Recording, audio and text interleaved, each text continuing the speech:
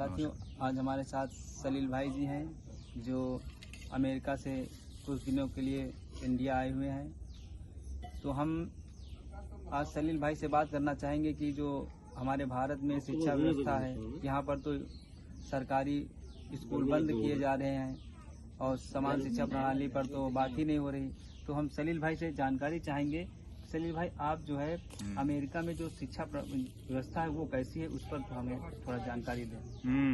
वहाँ शिक्षा व्यवस्था ऐसी है कि प्राइमरी स्कूल में ज़्यादातर स्कूल सरकारी होते हैं और ज़्यादातर लोग भी अपने बच्चों को सरकारी स्कूल में ही भेजते हैं। मतलब वहाँ क्या मतलब अमीर या गरीब या कुछ? गरीब से गरीब आदमी, अमीर से अमीर आदमी अपने बच्चों को सरकारी स्कूल ज़्यादातर भेजता है। अच्छा। वहाँ प्राइवेट स्कूल भी होते हैं पर बहुत महंगे होते हैं और कम ही लोग भेजते हैं इधर।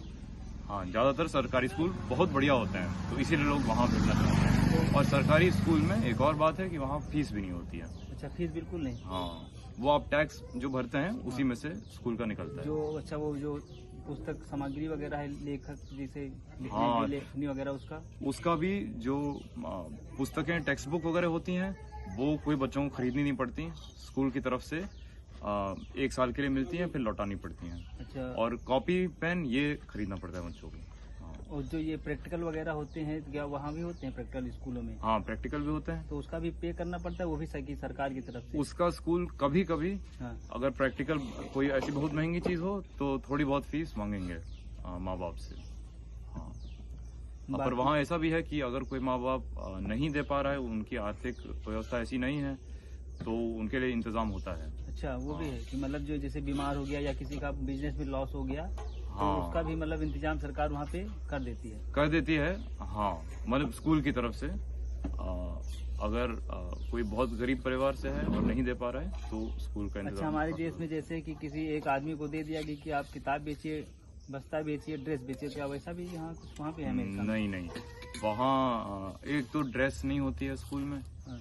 और किताब बेचने का आप कॉपी पेंसिल कहीं से भी लो, किताब तो स्कूल की तरफ से मिलती है। मतलब वो सरकारी, मतलब जो भी सरकारी होती है वो लौटानी पड़ती है। अच्छा, जो आपका मतलब पढ़ लिया, फिर आप दूसरे बच्चे के लिए जो आएगा पीछे से वो वही पढ़ेंगे। हाँ, और वो चेक भी करते हैं कि आपने किताब में कुछ फाड़ वाड़ दिया तो फिर आपसे मांगेंगे पैसा। अच्छा, वो जो मतलब एक प्रकार से पैसा, मतलब जुर्माने के तौर पे कि आप जुर्माने के तौर दोबारा ना करें, जिससे वो बाकी बच्चों के लिए सही रहे। हाँ, तो ये चीजें हैं। हाँ, और भी कुछ बताएं हमें जो सिस्टम वहाँ पे है। हाँ, वहाँ पे एजुकेशन का, विश्वविद्यालयों का अगर आपको अनुभव है? विश्वविद्यालय भी सरकारी बहुत बढ़िया होती हैं वहाँ पे। वहाँ अधिकतर बच्चे सरकारी विश्वविद्यालय में ही पढ़ते हैं।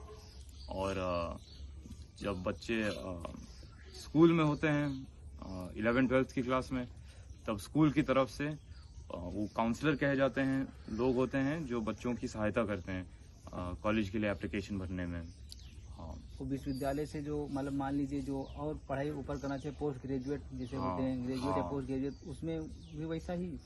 हाँ, पोस्ट ग्रेजुएट भी सरकारी स्कूल में होते हैं, पर उन पे सरकार का इतना जोर नहीं है जैसे विश्वविद्यालय के लिए। बैचलर्स के लिए अगर आप गरीब परिवार से हों और अगर आप सरकारी स्कूल में जा रहे हैं तो सरकार की तरफ से आपको फीस मिलती है, माने वो देंगे आपकी फीस। पोस्ट ग्रेजुएट में इतना ध्यान नहीं है क्योंकि ज़्यादा ध्यान, पर बैचलर्स तक आपकी फीस नहीं है। बैचलर तक है? हाँ, चलिए, वो बहुत बढ़िया बात है। चलिए साथियों, आज हमने जाना और हम चाहेंगे कि आप देख सकते हैं कि कहाँ अमेरिका जो शिक्षा व्यवस्था पर ध्यान दे रहा है, और हमारे देश में आप देख सकते हैं कि शिक्षा लगातार कमज़ोर की जा रही है, विद्यालय बंद किए जा रहे हैं और शराब की दुकानें खोली जा रही हैं। नमस्कार।